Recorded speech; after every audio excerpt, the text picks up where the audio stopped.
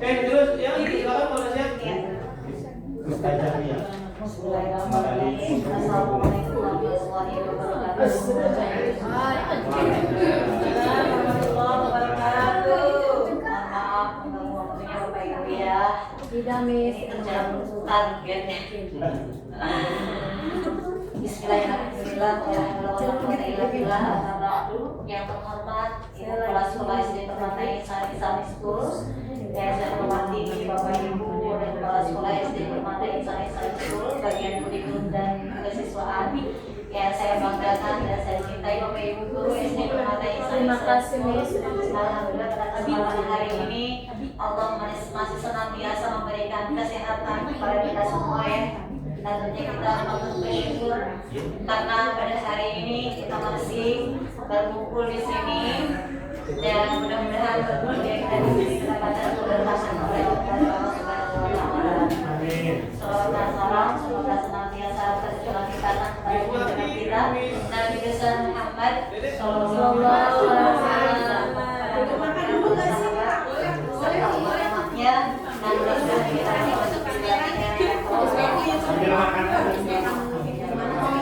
baik Bapak Ibu, tidak ada banyak yang bisa saya sampaikan untuk hari ini. Kita ambil poin-poin pentingnya aja karena sebelumnya juga sudah disampaikan oleh Miss Yeni dan Miss Ana ya mengenai tentang pembelajaran mendalam ya.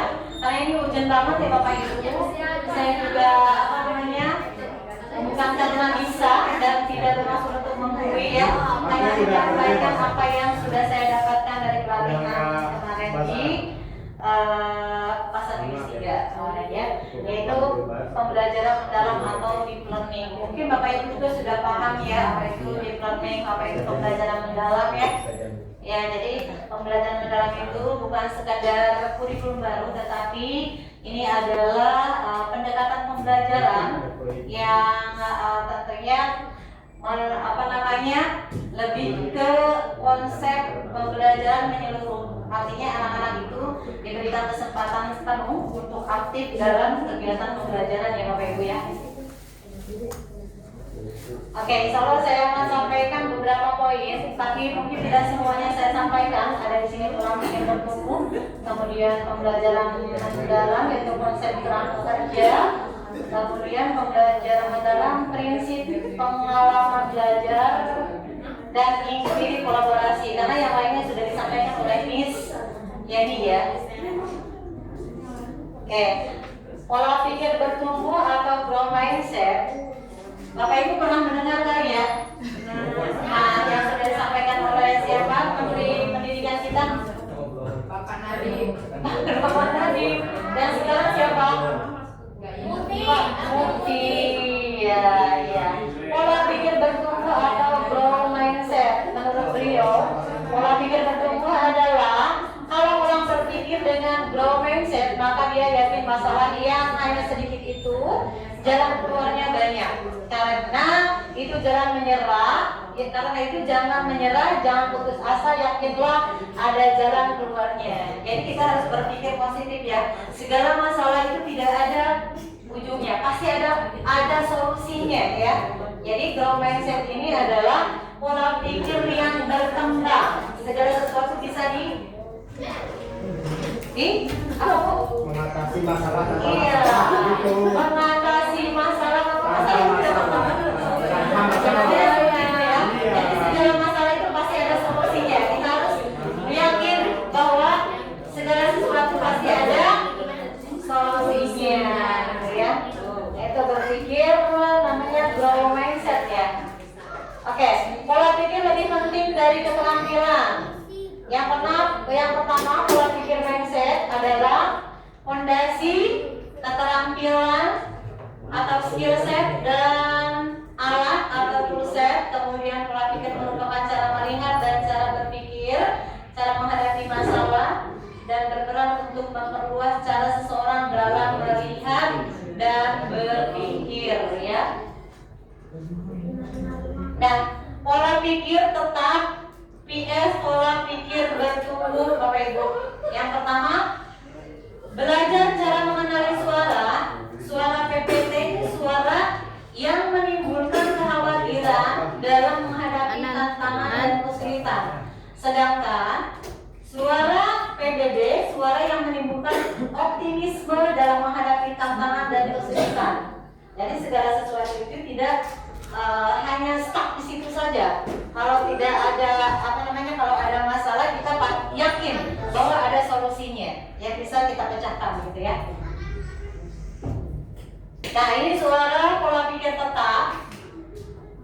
Suara pola pikir tetap atau PPT yaitu kalau saya gagal berarti saya tidak mampu. Sedangkan suara PBB kalau saya gagal berarti saya harus belajar lalu mencoba lagi. Kemudian suara PPT yang lainnya, saya akan menolak saat menerima tugas yang belum pernah saya kerjakan sebab resiko untuk gagal akan besar. Sedangkan suara PBB, saya akan menerima pekerjaan yang belum pernah saya kerjakan sebab ini adalah peluang untuk belajar dan mengembangkan potensi diri, ya. Nah itu nanti bisa dibaca aja sama Pak Ibu ya. Nah, kemudian prosedur intervensi pola pikir yaitu saat melihat ada murid yang mau menyerah ketika menemui tantangan atau kesulitan, segera dorong dia untuk mencoba lagi. Ya, Bapak Ibu sudah melakukan di kelas? Sudah ya. Ketika ada masalah anak-anak, kita tidak menjatuhkan untuk anak sudah kamu nggak bisa. Pokoknya kamu sudah bisa nggak bisa nih. Cuma bisanya segini aja, udah cukup gitu, nggak boleh ya. Jadi kita pacu terus, semangat terus anaknya bahwa ketika kita kalau anak itu terus belajar dan giat, nah insya Allah nanti pasti bisa gitu ya. Jadi selalu berpikir untuk berkembang. Kemudian pada saat murid mau mencoba lagi segera beri ujian proses karena telah mau berusaha. Nah ini ada apresiasi ya Bu ya. Jadi ketika anak-anak sudah menampilkan prestasinya, bukan berarti anak itu harus dapat 100 aja Bu ya. Prestasi itu bisa dari sikapnya, perilakunya gitu ya. Kita kasih apresiasi anaknya, wah hebat kamu hari ini gitu ya, sudah melakukan hal ini gitu ya. Gitu.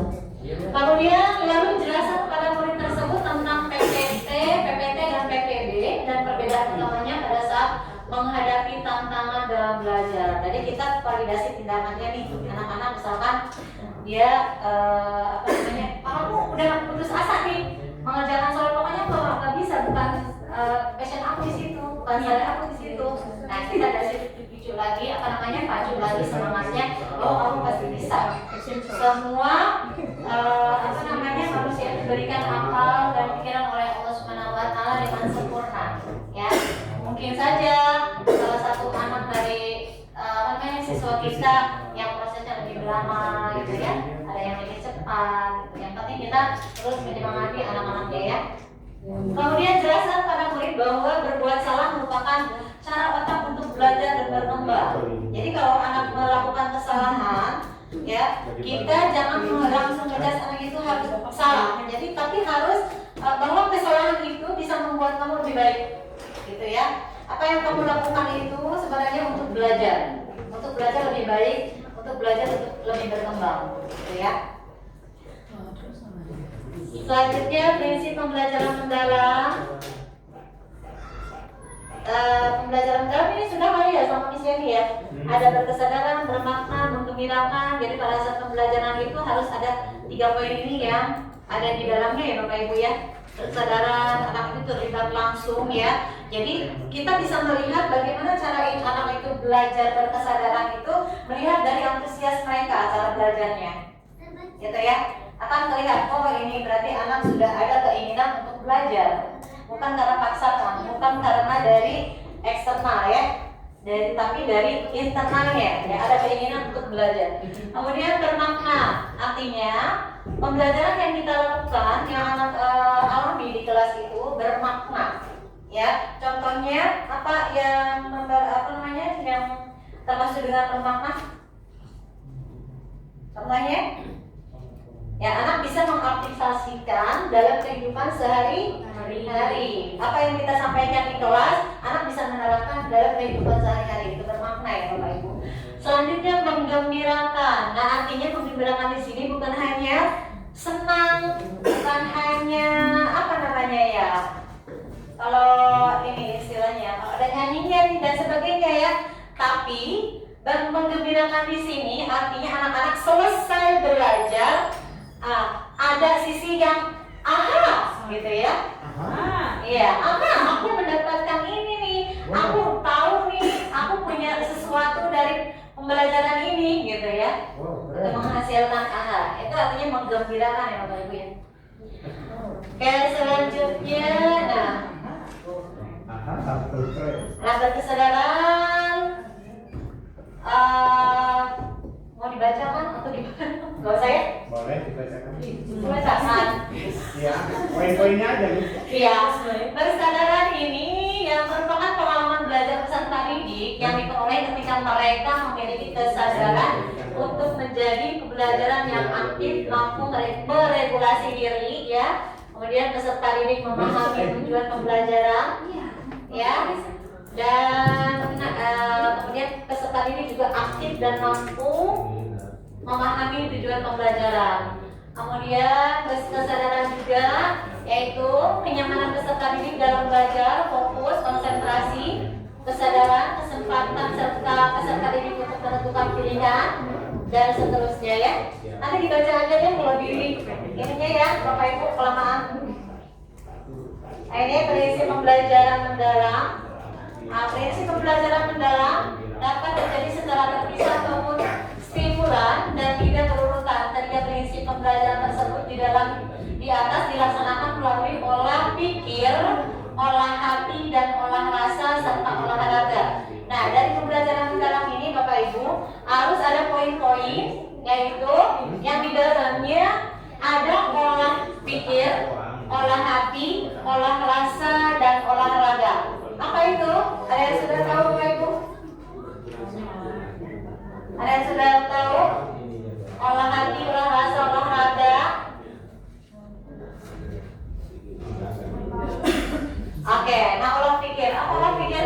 Olah pikir adalah proses pendidikan yang berfokus pada pengasahan akal budi dan kemampuan kognitif seperti kemampuan untuk memahami, menganalisis, memecahkan masalah. Nah, dengan demikian olah pikir ini akan membuahkan kecerdasan intelek, nalar kritis, dan nalar penyelesaian masalah untuk menghasilkan pengetahuan dan penalaran dalam berbagai disiplin dan bidang ilmu ya. Jadi olah pikir itu tentang pengetahuan ya, mengenai pengetahuan. Kemudian olah hati. Olah hati ini lebih ke sikap dan etika ya Bapak Ibu ya, yaitu proses pendidikan untuk mengasah kepekaan batinnya, membentuk budi pekerti, serta menanamkan nilai-nilai moral dan spiritualnya. Nah, ini adalah olah hati ya. Nah, olah hati ini melalui mengenal dan memahami nilai-nilai kebaikan, kemudian kesadaran diri akan tanggung jawab dan moral, kemudian menumbuhkan sikap saling menghormati dan mengembangkan kepekaan spiritual sebagai landasan kehidupan. Sedangkan olah rasa yaitu proses pendidikan yang bertujuan untuk mengembangkan kepekaan estetika, empati, dan kemampuan menghargai keindahan serta hubungan antar manusia. Nah, jadi kalau olah rasa itu lebih ke biasanya produk ya, produk yang dihasilkan dalam proses pembelajaran, gitu ya. Ada keindahan dan estetikanya. Nah, sedangkan olahraga itu lebih ke gerak tubuh ya Bapak Ibu ya.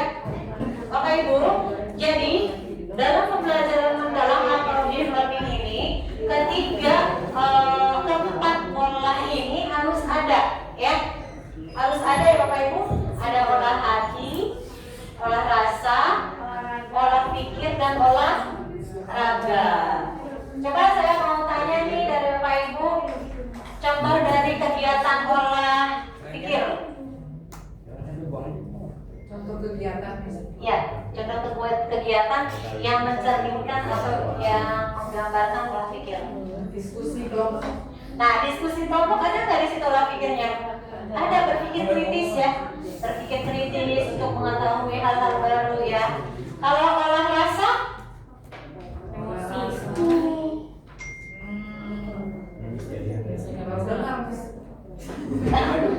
Maksudnya pengaplikasian Miss mengusahakan diri. Oh, empati Iya. teman. Kalau itu olah hati. Teman. Olah hati beda lagi. Olah hati. Kalau olah hati tadi apa? Lebih ke estetika. Seperti apa? Ini yang ada di belakang Bapak Ibu tuh lihat. Produk-produk ini ya. Keren Ya, misalnya. menghasilkan produk ya, keindahan ya. Kalau olah hati Bapak Ibu? Udah diedit lagi Iya. sama Mengusahakan diri, Miss. Iya, betul ya. Ada artinya mereka atau anak-anak itu nanyain kunci jawaban. menghasilkan atau menumbuhkan sikap-sikap baik ya, Bapak Ibu ya. Mau dari bersyukur, menerima keadaan, saling menghormati, saling menghargai. Nah itu olah hati. Olah hati.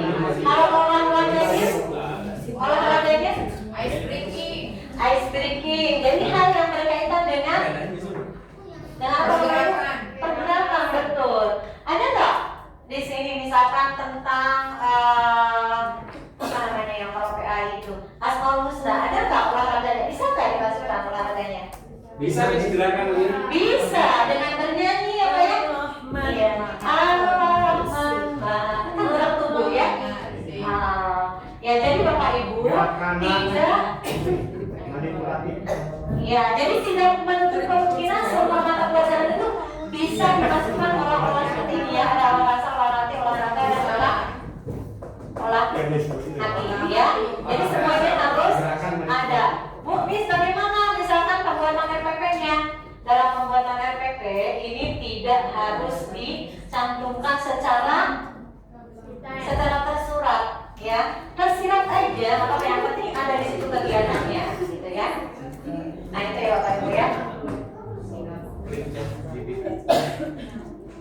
Oke, selanjutnya inquiry kolaborasi. Apa itu inquiry kolaborasi? Inquiry kolaborasi adalah pendekatan berbasis tim yang memungkinkan guru untuk bekerja sama dalam mengidentifikasi tantangan di kelas, merancang strategi pembelajaran, dan secara berkelanjutan merefleksikan secara menyempurnakan praktik pengajaran. Nah, Bapak Ibu juga sudah melaksanakan ya. Karena sudah ada KKG kan di kelas ya. Nah, itu salah satunya ya. Tujuannya apa Bapak Ibu kita KKG? Pengalaman persepsi. Iya, terus apa lagi? Betul, apa lagi? Makan cemilan. Segera ada ya. Apa lagi Bapak Ibu? Dan cara pembelajaran. Nah, betul sekali Bapak Ibu. Dan ini menekankan ke mengidentifikasi kebutuhan belajar siswa kita Bapak Ibu. Ya, di kelas kita itu siswa apa aja nih yang butuh belajarnya? Apakah dia membutuhkan pembelajaran yang estetika, ya, visual atau auditorika? Kita bisa ambil dari kegiatan inquiry kolaborasi ya, betul. Untuk bagaimana nih caranya nih? Misalkan begini, ibu-ibu atau bapak ibu sudah mengidentifikasi karakteristik siswanya di kelas. Nah, diskusi sama teman-temannya, Bapak Ibu, di kelas saya nih banyak anak-anak yang pengennya main-main terus gitu ya. Bagaimana nih untuk ininya pembelajaran yang cocok bagaimana? Nah gitu ya. Jadi setelah mengidentifikasi karakteristik siswa, nanti dipecahkan sama-sama dalam KKG tersebut ya. Itu yang tujuan dari inquiry kolaborasi. Bentar lagi. Nah ini tahapan-tahapannya Bapak Ibu bisa nanti pelajari ya. Nanti insya Allah di share. Nah ini Bapak Ibu ya. Oke, Bapak Ibu ada pertanyaan sampai sini? Cukup. Sudah cukup ya? Ya. Oke Bapak Ibu, baik, terima kasih banyak atas perhatiannya dan waktunya. Mohon maaf sudah mengganggu konsentrasi aktivitasnya ya. Terima kasih. Wabillahi taufiq wal hidayah. Wassalamualaikum warahmatullahi wabarakatuh. Waalaikumsalam.